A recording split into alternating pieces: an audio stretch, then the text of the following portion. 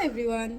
তো এখন সকাল 10:30 মতন বাজে। আমার রান্নাবান্না কমপ্লিট একদম। আর সকালবেলা উঠে চুলটা বেঁধে স্নান করেছিলাম, চুলটা এখনও খোলা হয়নি, এইভাবে বেনি করে কালকে আমি ঘুমিয়েছিলাম, তো চুলটা এখনও ভিজে।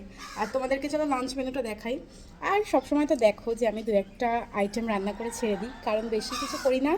আমার বাড়িতে তো লোকজন কম, ওই জন্য রান্নাবান্না বেশি বেশি করলে থেকে যায়। আজকেও তাই করেছি, দু একটা আইটেম রান্না করে ছেড়ে দিয়েছি। আর চলো দেখাই কী কী রান্না করলাম। তো আজকের লাঞ্চ মেনুর এখানে প্রথমেই রয়েছে লেবু, 2 টুকরো লেবু কেটে রেখে দিয়েছি। আর এটার মধ্যে তো রয়েছে ভাত, এখানটায় করেছি মুসুরির ডাল। আর আজকের ডালটা না আমি পেঁয়াজ ফোড়ন দিইনি, মানে জিরে আর শুকনো লঙ্কা ফোড়ন দিয়েছিলাম, আর 2টো কাঁচা লঙ্কা চিড়ে দিয়েছি। দারুণ হয় এই ডালটা খেতে। ডালের সাথে করেছি এখানে আলু পেঁয়াজ ভাজা। আর ফ্রিজে ছিল 3 টুকরো কাতলা মাছ, সেটা দিয়ে করেছি আলু দিয়ে একদম শুকনো শুকনো করে একটা চচ্চড়ি।